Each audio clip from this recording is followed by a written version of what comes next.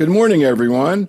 I'm Neil Love from Research to Practice, and welcome to RTP Live from Chicago, as this morning we'll see some investigator perspectives on available research findings and challenging questions in the management of renal cell carcinoma. We have a great faculty this morning, Professor Laurence Albiges from the Gustave Roussy Cancer Center in Villajoz, France, and Dr. Tian Zhang from the UT Southwestern Medical Center and the Simmons Comprehensive Cancer Center in Dallas. We're here to talk about renal cell cancer. Actually, a lot of really great stuff happened at ASCO, and we're going to talk about that as well. But also, and I should bring up the fact that as part of our discussion today, we will be talking about the use of unapproved agents and regimens. So check out the prescribing information for each product for approved indications. So here's where we're heading today. We're going to start out talking about adjuvant immunotherapy, specifically pembrolizumab for renal cell cancer. Then we'll get into metastatic clear cell. We'll hear a presentation and then get into some questions. And then we'll talk about non-clear cell. And then we'll get to some really cool stuff that was just presented over the last few days at the ASCO meeting. So I should mention that over the last couple of weeks, as we always do, as we frequently do, we did a survey of 50 community-based general medical oncologists. This really is our primary target audience. These are the docs who are taking care of not just renal cell, but breast cancer, myeloma, CLL, et cetera. So exciting to be a general medical oncologist.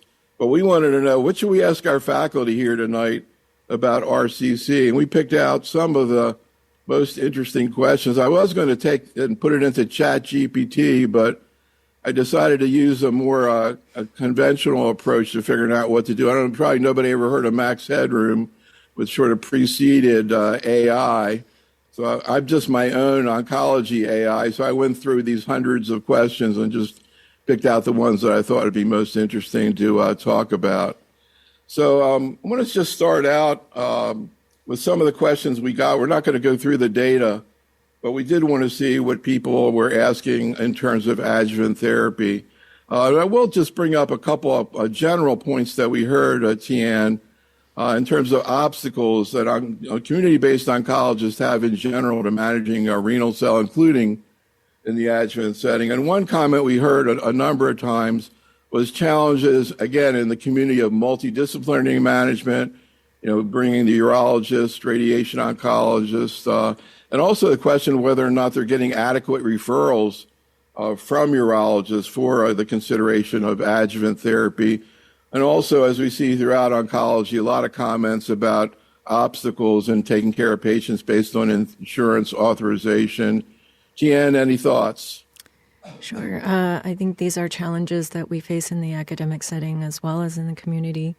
I do think patients with early stage kidney cancers, many of them are cured with surgery, but T2 with high grade or T3 disease probably need a discussion about risk for relapse, as well as the data for adjuvant pembrolizumab, one of which I'm sure we'll talk about for pembrolizumab.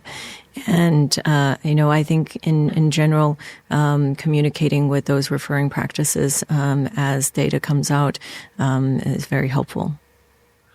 Laurence, anything you want to add to that, again, in terms of challenges in the interdisciplinary setting? No, it's a very important point. I think patient advocacy here plays a role, like the knowledge that there is a risk of recurrence, understanding it, but that will also have available agent. Now, adjuvant pembrolizumab approved is helping so that patients also can be proactive and say, is there anything I can do on top of my surgery to prevent disease recurrence? So here are some of the questions we had, and I also mentioned, Tian, that we did see an update on the adjuvant Pembro study at the ASCO meeting. Maybe you could just sort of summarize what we know from that trial. Sure. Keynote 564 is the phase 3 trial of adjuvant pembrolizumab versus placebo for high-risk kidney cancer, clear cell. And it showed already that we had both disease-free survival improvement as well as overall survival improvement. And we had an update here at ASCO 2025 from Dr. Haas, really going into the granularity of subsequent therapies for those patients treated with either pembrolizumab or placebo. So here are a couple of questions, Laurence, specifically from the oncologist. One, we used to have, and we still do have calculators in breast cancer to try to figure out what the absolute benefit of adjuvant therapy is. One question was, is there any kind of online risk calculator with RCC, and what level of risk you consider justifies adjuvant treatment? Thank you. Great question. There are several calculators available online, freely available. I'm tempted to use two. I'm using the Assure calculator that is on the Fox Chase Cancer Center website available. This one is very easy to manage, and where you have a good assessment of risk of recurrence. And I'm also using another one that is named EuroPredict on the EuroCCR network that has a more graphical representation of the results. I like to do two so that I have also the opportunity to explain to the patient that there is, it's not black and white. You sometimes need different source and assess the fact that it's an assessment of risk, that there is no certainty. But I tend to discuss adjuvant therapy in any case the patient is available, meaning matching the criteria of the trials that had been developed and that Tian just remembered the data. So, Tian, another interesting question, sort of stage 4 NED. People maybe have had surgical or local therapy to oligometastatic disease. You use adjuvant pembro in that situation.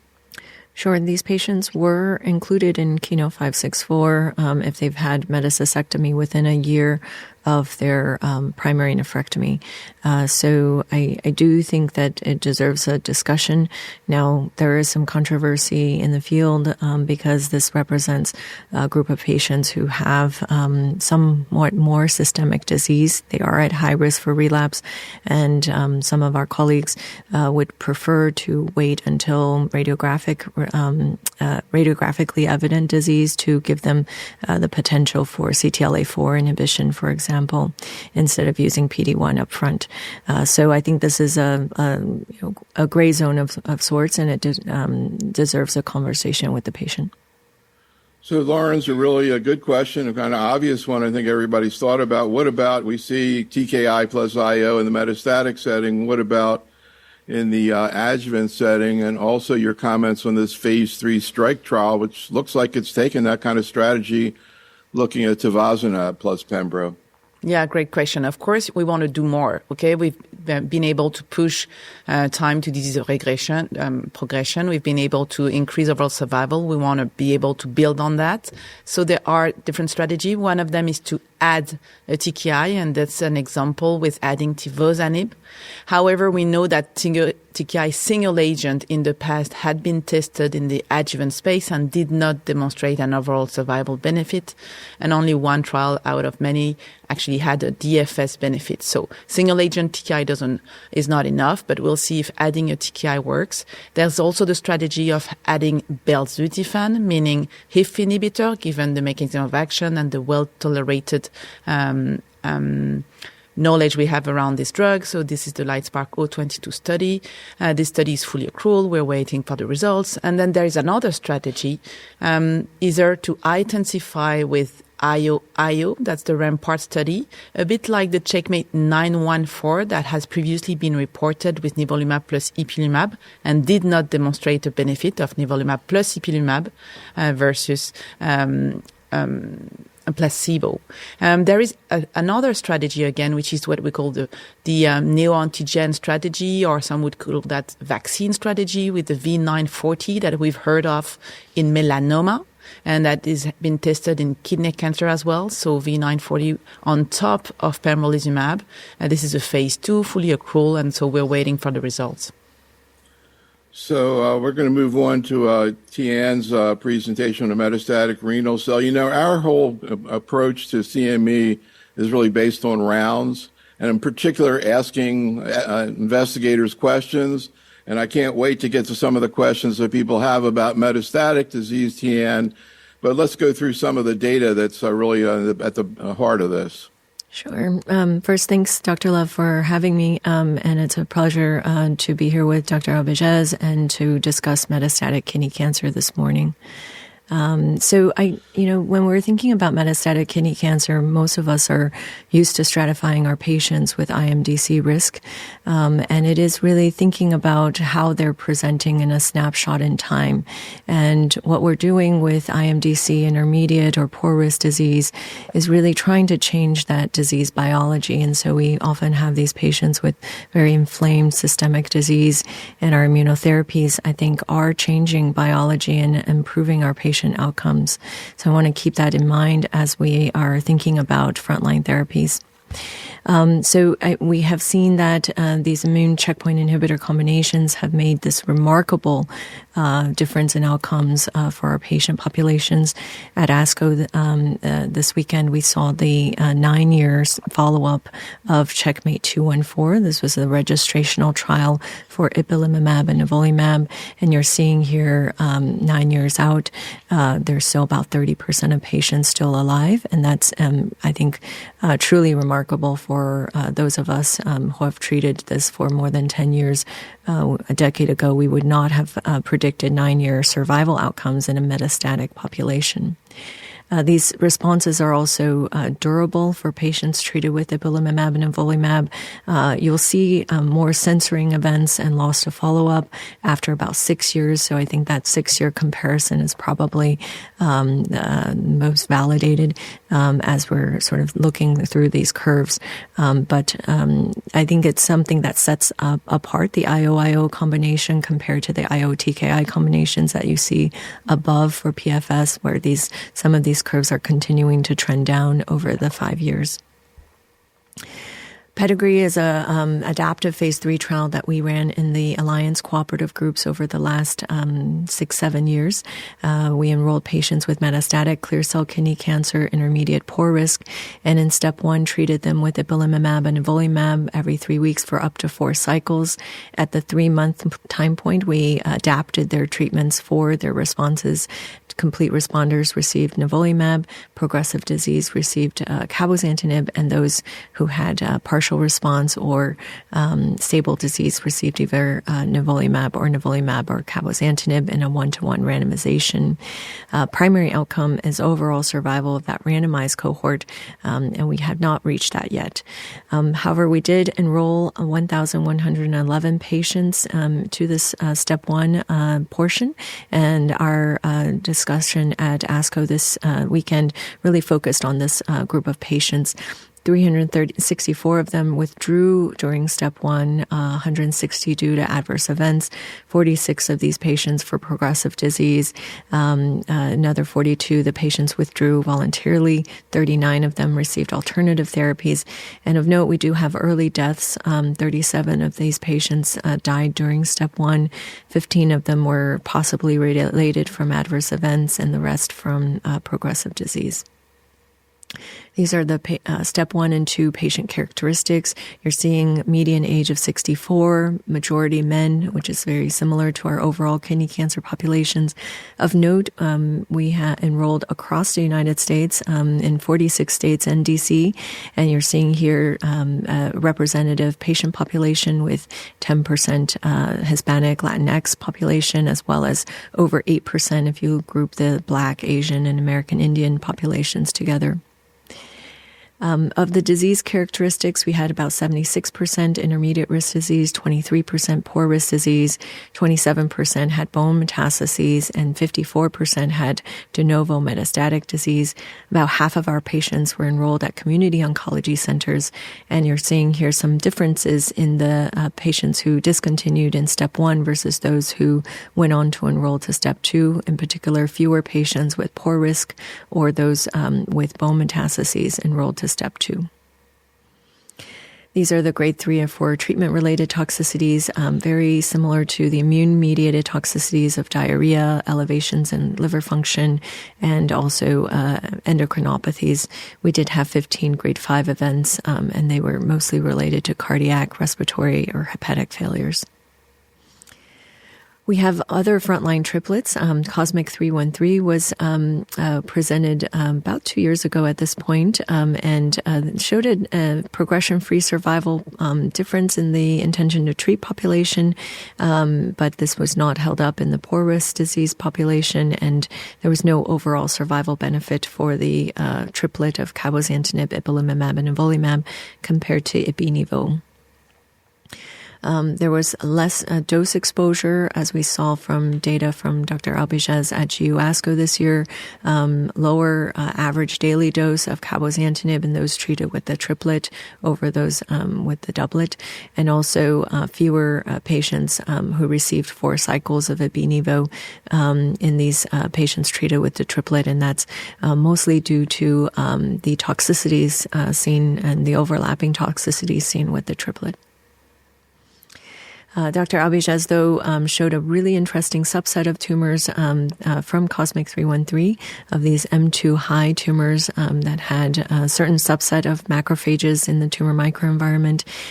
These patients had improved outcomes with cabozantinib. This effect was seen in the M2 high, which I think is really important. How do we select those patients that are set up to respond to cabozantinib additional therapy? So that's a question that I think the field should still strive to answer. In the refractory setting, these are the registrational trials that we have so far and the treatments that we have available: axitinib monotherapy, cabozantinib monotherapy from METEOR, nivolumab alone from Checkmate 025, and then lenvatinib with everolimus as a combination, and also tivozanib, more recent study called TiVo3, and then now most recently belzutifan from LITESPARK 005.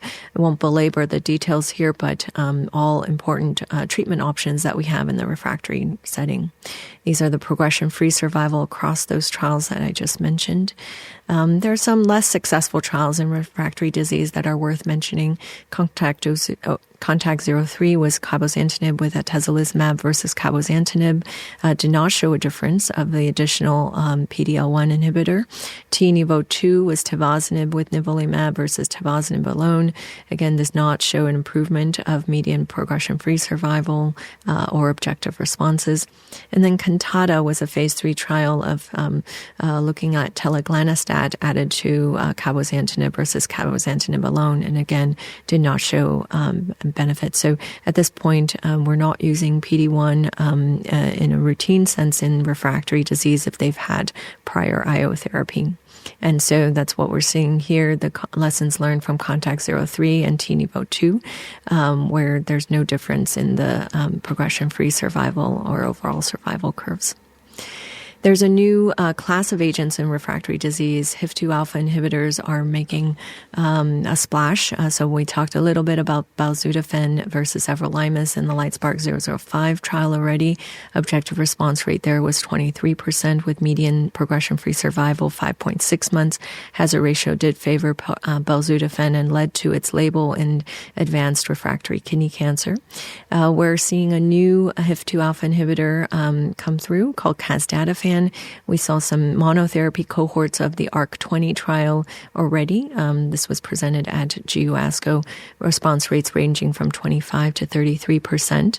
And now we're seeing combinations of belzutifan, cabozantinib, or belzutifan with lenvatinib, and most recently at this ASCO, casdatifan with cabozantinib.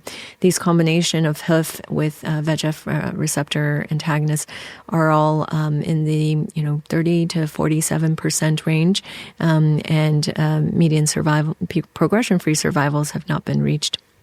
Of note, the grade 3-4 anemia, I think, is important as we're managing patients. Overall, these are very well tolerated, but as patients undergo treatment, they're having grade 3-4 toxicities of anemia in particular, and we need to think about those as we're treating patients on these HIF-2 alpha inhibitors. This is an on-target toxicity.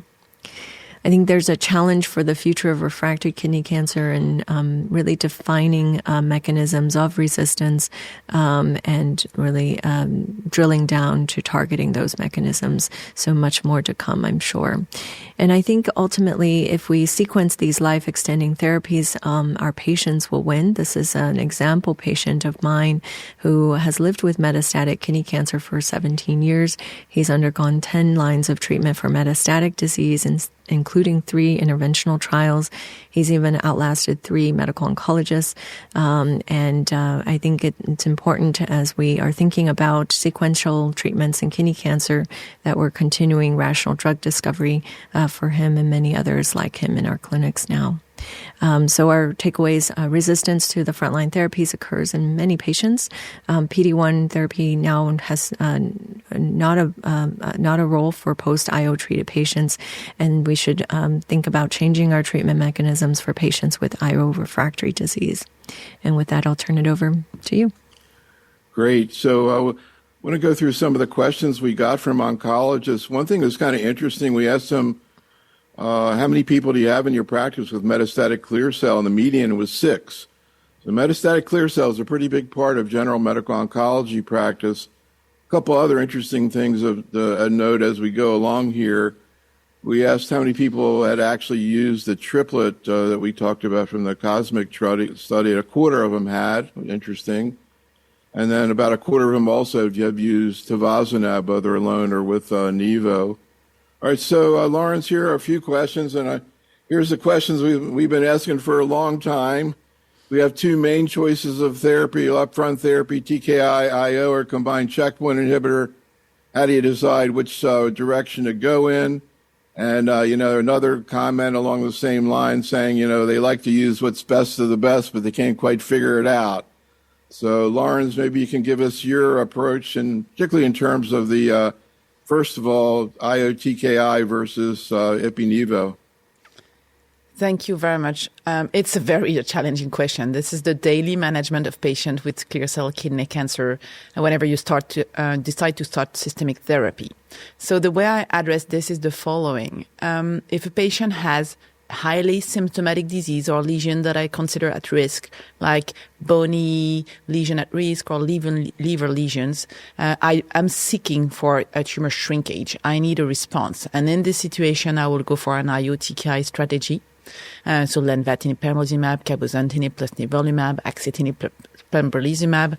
You can choose the one you're more comfortable with, but you need to go for an IO-TKI because the likelihood of having upfront disease progression is lower with this strategy, and you will be able to induce tumor shrinkage in about 6 out of 10 of your patients. Now, with regard to the IO-IO strategy, I feel that it is very important that we get our patients the chance to receive IO-IO doublet. We know with the long-term follow-up that Tian just presented that this regimen is able to induce long-term disease control, not to say cure, but hopefully in some patients it is the case. But unfortunately, we're not able yet to define who are the patients that will derive the most benefit of this strategy. We don't yet have a biomarker. In Europe, we have a head-to-head comparison right now, an academic trial, which is looking at PD-L1 as a potential biomarker to help there. But this is a work in progress. So IO-IO strategy in patients that are IMDC intermediate or poor is a strategy where we have this long-term follow-up, but we don't yet know how to decide. And it's important to discuss with the patient, and it's important to know how to manage IO-IO toxicity. Tian has highlighted in Pedigree that we can have early toxicity with this regimen. So make sure you have the network to handle your IO toxicity when you're starting with this regimen. So, Tian, I'm curious, I've heard your colleague, Dr. Powell, say the TKI-IO are 3 sets of identical twins, but I'm curious how you make that decision, or if you're going to use IO-TKI, which doublet you like. And also maybe respond to this case that was submitted of an 87-year-old man, intermediate poor risk patient, who was started on Axi-Pembro, didn't tolerate the Axi well, and what do you do? Just use a single agent? So first, what's your favorite doublet? Sure. So when we're talking about disease control early, which I fully agree with Dr. Albiges, in terms of selection for disease control early and symptomatic disease, we are thinking through all three, lenvatinib with pembrolizumab, axitinib, pembrolizumab, and cabozantinib, nivolumab. For me, I do like to use lenvatinib with pembrolizumab, usually in the frontline setting, to save cabozantinib for later lines. We've seen a lot of good disease activity for cabozantinib monotherapy in refractory disease. You can make the alternative argument and say, I like to use cabozantinib nivolumab early and then use lenvatinib everolimus second. That's totally fine for more robust patient population that might be able to tolerate lenvatinib everolimus later. These have not been compared head-to-head, so I don't think we can make a claim that any is the best regimen. But for this patient who received axitinib pembrolizumab, I think axitinib is a really good agent. It has a very short half-life, and it has multiple gradations of dose. So you can give the 1 milligram tablets and be able to decrease doses or go up on doses as with a very short half-life. So you can discontinue treatment and side effects may abate. So I wouldn't give up on the combination too early. I would try to manage those side effects and have a lower dose, for example, before assessing efficacy again. So what about this 76-year-old patient who has 3 sites of metastatic disease a few years after nephrectomy? Patient's taking care of an ill husband, poor social support, and the doc wants to know, should the local therapy just be given with SBRT, or should the patient get systemic therapy? Any comments, Laurence? Yeah, it's a very important situation. I think you have to take everything into account, as the physician is obviously doing. This is a situation where providing treatment, focal treatment to oligometastatic disease is something I would consider. So SBRT or other ablative techniques make sense to me. When I decide to start on systemic therapy, I usually go for combination. I consider that I want to give my patients a choice, the chance to get access to both the TKI and IO in those IMDC good risk. So if I decide to go, I would go for IO TKI. I wouldn't go for single agent TKI. And with regard to IO in IMDC good risk, Dr. Zhang showed us that with long-term follow-up in the Checkmate 214 data, we're getting to very interesting data for IMDC good risk as well. You have to bear in mind that this is with overall survival data. With regard to response and PFS, that would still favor sunitinib. But I consider that the challenge here is we don't know if the patient is going to respond to IO. So in IMDC good risk, I tend to stick to IO TKI. So a couple more questions. Tian, can you comment, kind of on the practical issues related to the triplet looked at Cosmic 313? What are the situations, if any, right now where you think it's reasonable to use? What kind of toxicity do you see? So the triplet has not been approved for a frontline setting. I think if we're using it, it's probably a patient who you might think will never reach second-line therapy. But in that poor risk population, across population, we did not see that PFS benefit. So I would use this triplet with caution. And we did see a significant toxicity needing to discontinue or dose reduce both cabozantinib as well as ipilimumab in the front line from Cosmic 313. So I think if we're using that triplet combination, then I would proceed carefully.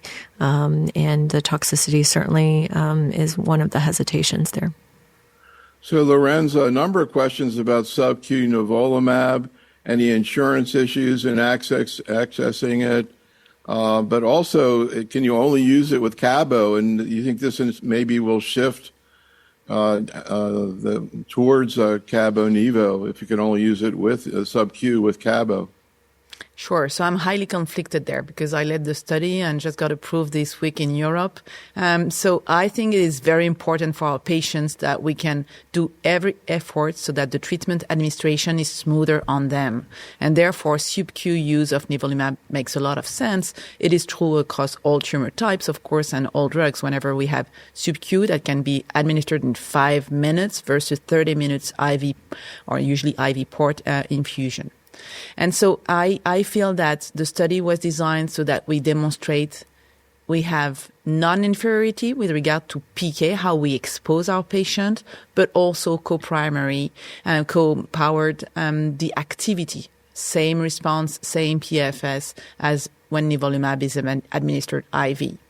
To me, it has a high potential for patients' compliance, adherence, but also optimizing our health resource utilization.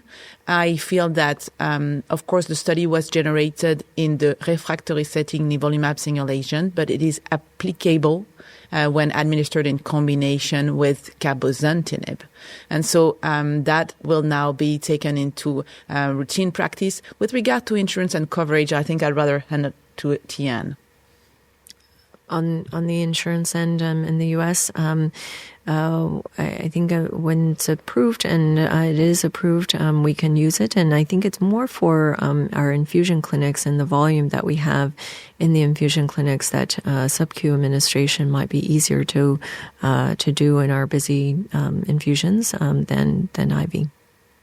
So, Laurence, a common question in a lot of oncology situations: does immunotherapy have a role in patients who've received prior immunotherapy, for example, ipi-nivo, in a patient who's only gotten PD-1? And also, can you talk a little bit about how you think about second-line therapy in general, where tivozanib fits in, where belzutifan fits in, or two of the common questions about that? Any thoughts, Laurence? Sure. So as Dr. Zhang elegantly presented, we have data suggesting that there is no evidence that keeping a PD-1 after a prior PD-1 exposure makes sense. Okay, we have two large phase 3, CONTACT-03 and TiNivo-2, that established that there was no added benefit, response rate, PFS, and OS of the addition of a PD-L1 for CONTACT or PD-1 for TiNivo-2 on top of a potent TKI. So standard of care is you have to go to single agent TKI in sequence. Now, the good news is we do have new drugs, or at least drugs that are easier to handle for the patient. Tivozanib is one of them, potent TKI with a narrow spectrum, which helps with the tolerability of this drug. And now belzutifan, since few years now, a new mechanism of action, first-in-class HIF inhibitor that has activity not only in VHL disease, of course, that's another setting. And we had at this ASCO the long-term VHL disease-related activity of belzutifan, but also in sporadic RCC. And so we're talking about clear cell RCC because we know that VHL alterations are there in sporadic RCC, even outside of von Hippel-Lindau disease. So to me, that belzutifan drug is important because it's offering a new alternative to our patient in the refractory setting, but it is being explored earlier in the disease, frontline in combination, even in adjuvant space. So maybe this agent will move up the lines. And as we've heard, we now also have new HIF inhibitors that are being developed. So, Tian, a number of people asking about choosing between cabozantinib and lenvatinib everolimus. Can you talk about how you approach that? And also a question from the chat room from Lamana, an oldie but goodie. Is there any role left for resection of the primary tumor in patients with metastatic disease who have good response to upfront treatment? Sure, great questions. I think, cabozantinib, in my practice is probably second line, after pembrolizumab. But lenvatinib, everolimus, I would pick for those who are more robust, able to tolerate some of the more side effects. For the question of cytoreductive nephrectomy, great question, and one that we as a field still need to answer. There's an ongoing SWOG trial called PROBE of cytoreductive nephrectomy or not at 3 months into systemic treatments. So I think it's a question that is still yet to be answered.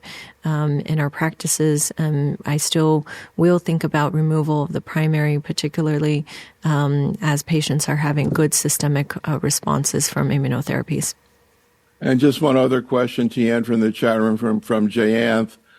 Patients who have prolonged remission with IO-TKI, can you stop either or both?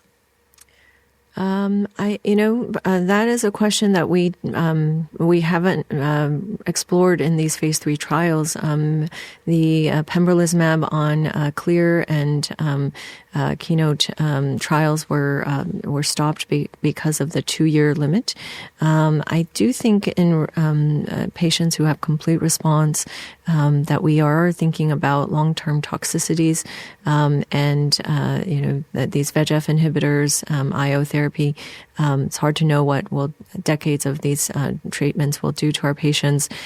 So it is, I think, a conversation we should have, and potentially holding treatment is an option. We will have data from Pedigree of 1 year and 2 year complete responders with discontinuation. So I think much more to come. So a question seems to come up in every program we do in solid tumors, Leanne, just as a follow-up to what you're just saying. Any role for cell-free DNA in that decision? Any role for cell-free DNA and MRD assays in general in renal cell? Currently, there's minimal, low levels of data. There's some methylation assays that are interesting, I think, coming out of Dana-Farber, and some of the commercial testing are now using methylation strategies. But our ctDNA in kidney cancer, there's less tumor shedding, and so we're less able to detect. So the assays that are currently available, I've not been using them in routine practice. Alrighty, non-clear cell RCC. Laurence, can you go through some of the data? Sure. I first want to thank Research to Practice for the invitation this morning. It's a pleasure to be discussing this important topic with you. So non-clear cell is actually a various mixed bag of entity that has distinct molecular and genomic features, the most common being papillary, used to say type 1, type 2. Now we're saying high grade, low grade, chromophobe RCC, translocation RCC. But we have other rarer tumors such as collecting duct, medullary, and so on. And sarcomatoid features actually can happen on any entity. It's just a dedifferentiation. Quite important, recently we had the update on the WHO classification now 2 years ago, which highlighted the fact that we have molecularly defined entity of non-clear cell. And so please, whenever you're not sure, ask your pathologist to have a second read to make sure that you're having a good vision on what you're treating. So for many years, we've been treating non-clear cell, as we are doing with clear cell RCC, single agent TKI. And so we had historical studies with sunitinib, but also everolimus. Bottom line is that response rate was extremely low, in the range of 10 up to 15%, and PFS extremely short, around 6 months. So clearly a dismal prognosis. And one example is axitinib, for which we had papillary-only data. Interestingly, we had a response rate that was going a bit little higher with this strategy of clean TKI axitinib. But really the study that changed the game was the PAPMED trial here in the US, which compared in papillary RCC sunitinib versus cabozantinib. There was also 2 other arms, MET inhibitors, that were dropped for futility. Because the study demonstrated both a response and a PFS benefit, cabozantinib became our standard of care for papillary RCC. And so because we also increased the understanding of papillary tumors and the role of MET alteration in this situation, there has been MET inhibitors that have been tested. Many years ago now, foritinib, savolitinib, crizotinib were tested. Interestingly, the response seems to be higher in patients that were what we call MET-driven. It's a definition where we have MET alterations, and that prompted biomarker-based study design. So this is the Savoir study design. It's patients with papillary RCC that were screened for MET alteration. To put a long story short, it's about only a third of your patients that are MET-driven. And here it seems that savolitinib, a MET inhibitor, was able to demonstrate a nice benefit, including PFS and OS signal over sunitinib. So potentially, in a subset of patients with papillary, MET inhibitor could be the way to go. Another situation is our patient with HLRCC. They used to fall into the papillary subclassification, but we know that these tumors have FH altered. And for more than 5 years, you know that bevacizumab and erlotinib is the way to go in this patient. And that is a work that was led here in the US in the NCI, and where it was identified that bev plus erlotinib should be the regimen we use in patients with HLRCC, rare entities. Make sure you address them to tertiary centers if you see such patients. I'm going to move on to IO. We discussed a lot IO for clear cell. What about non-clear cell?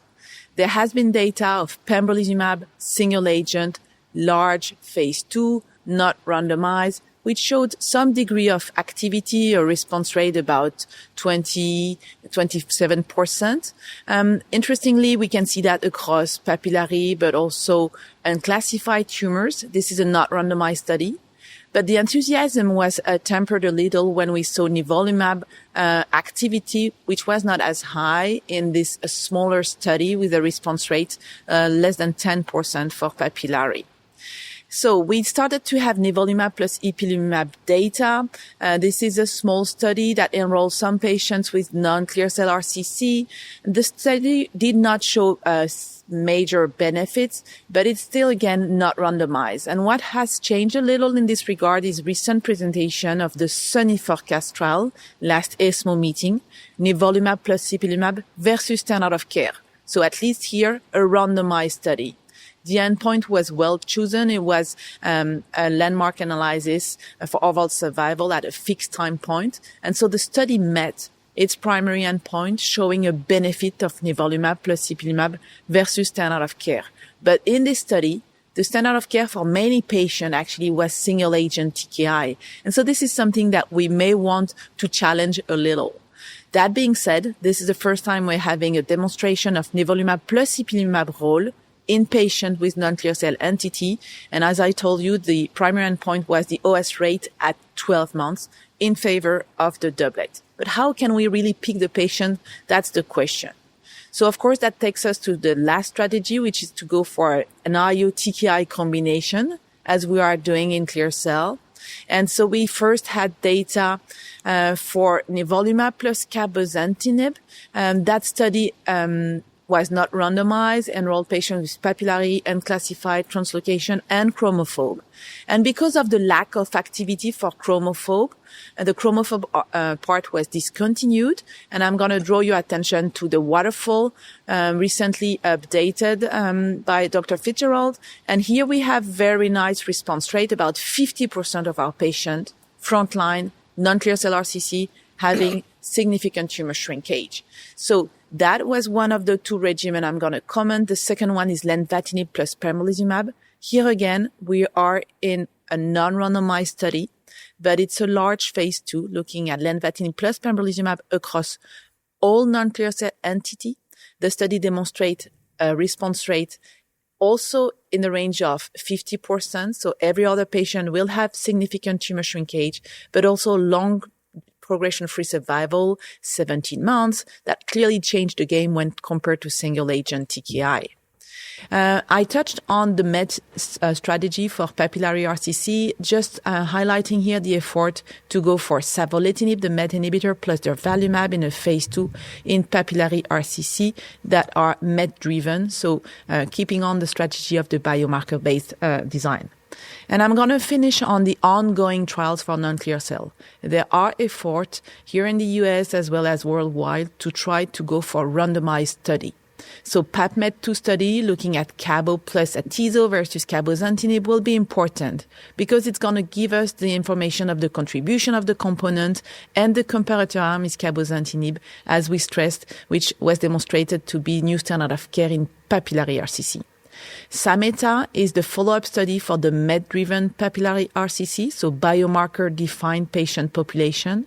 Should we go for savolitinib single-agent MET inhibitor or durva plus savo, adding the PD-1?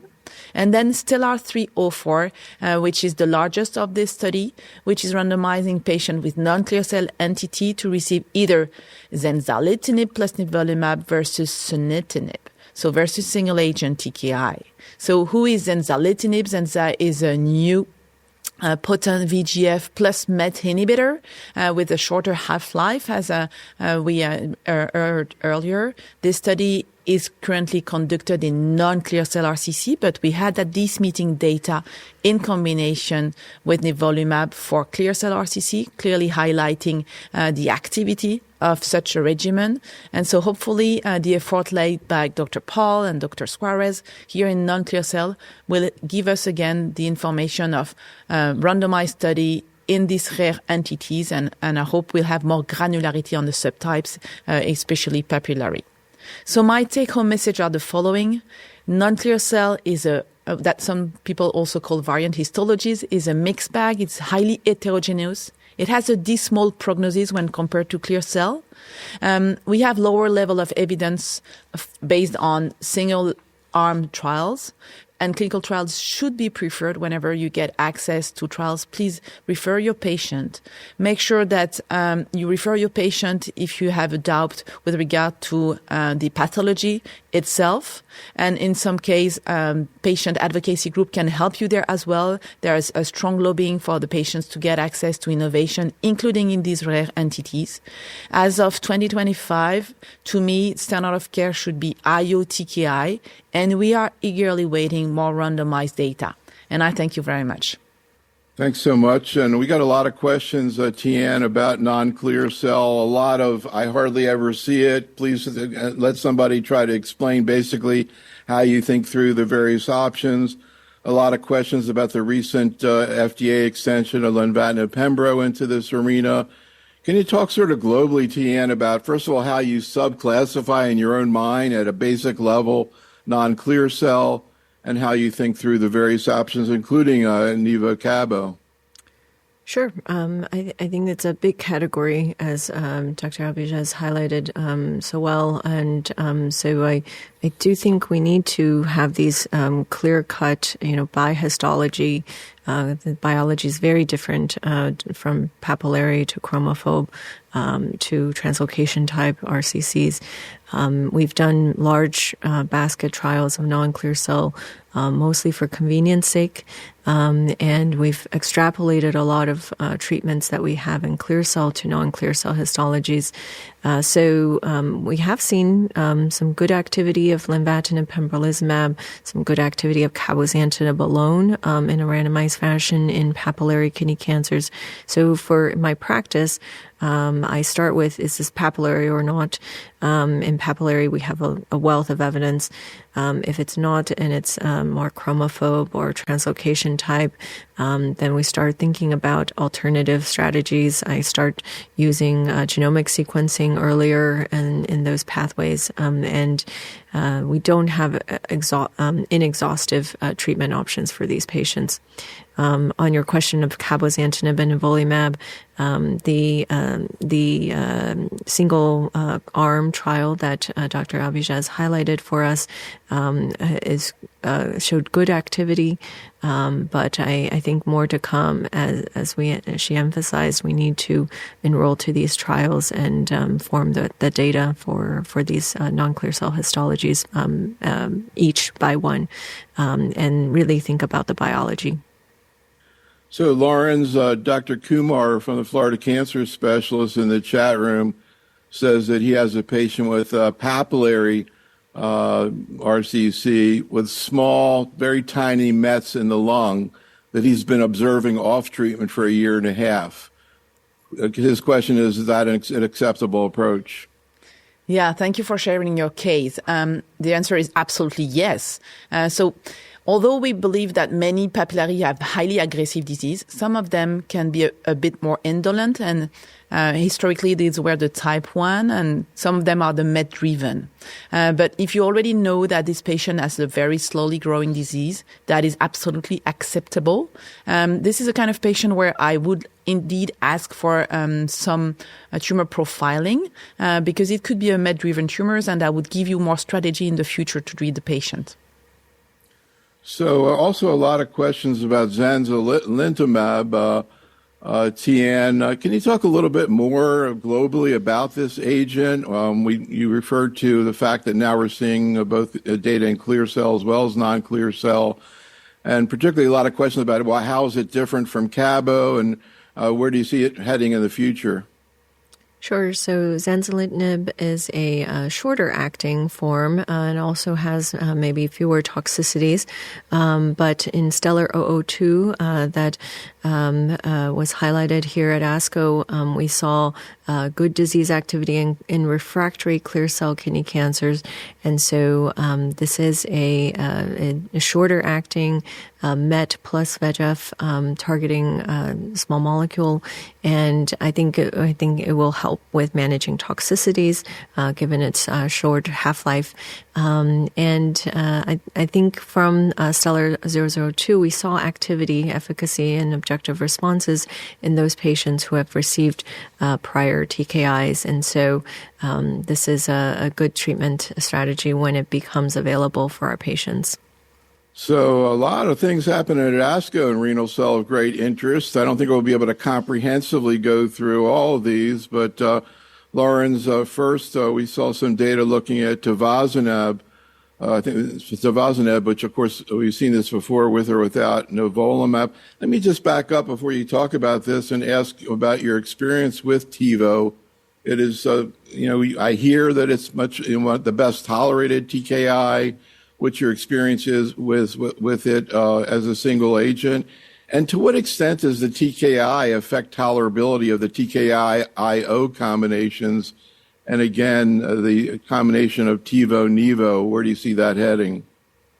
Yeah, thank you very much. I think this is a very good example of a drug that is well tolerated as single agent, has a narrow spectrum, and therefore is also well tolerated when given in combination with nivolumab in this trial. The trial read out to be negative, as we discussed earlier, so did not demonstrate the added value of sustained PD-1 in patients who previously failed another PD-1. But also, I think this trial is important because it shows the tivozanib activity, especially in patients who were previously treated with a TKI, highlighting the fact that Tivo is a good drug, active including in the TKI refractory. And so therefore, I think the study is not playing into the combination, it's playing into the single agent activity of tivozanib. And what is your experience with this agent in terms of tolerability compared to the other TKIs?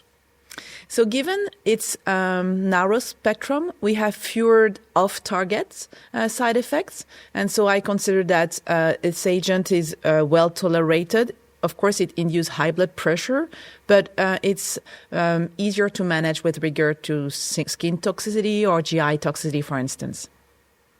So, Tian, any comments on the Stellar 002 study looking at, we already just talked about zanzalintinib plus Nivo plus Rela?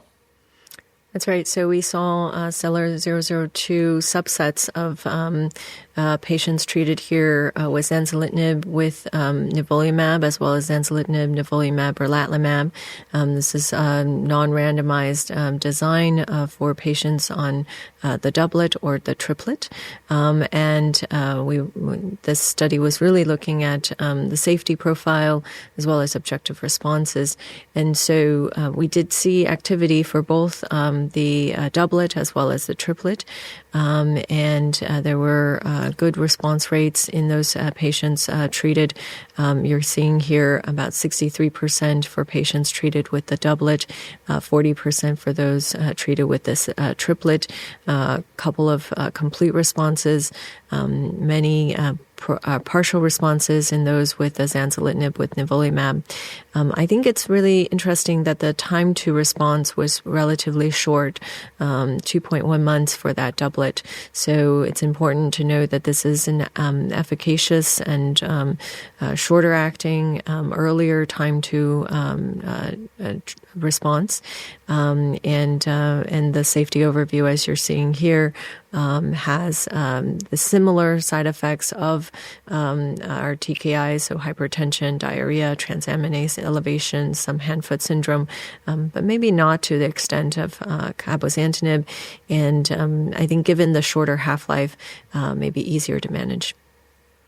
So we mentioned already the follow-up for the adjuvant Pembro study, but I want to ask about this study because it's really interesting, another HIF inhibitor.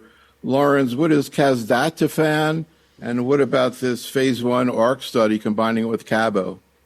Yeah, so we touched on the fact that belzutifan was the first in class, and so we've had several other HIF2 inhibitors that have been developed.